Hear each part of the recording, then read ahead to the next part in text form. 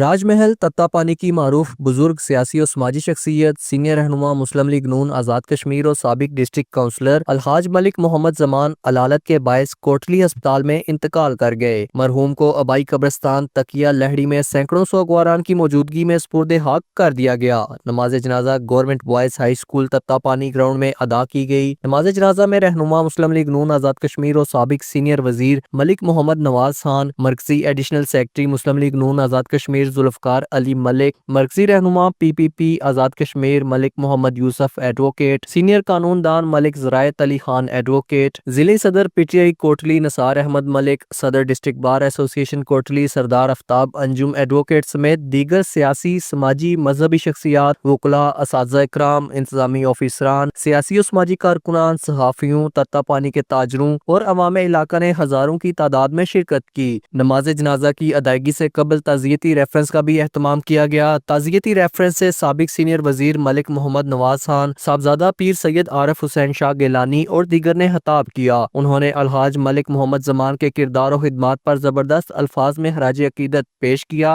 اور سوگواران سے تعزیت کا بھی اظہار کیا۔ عتیق احمد ملک، JK نیوز، تتا پانی۔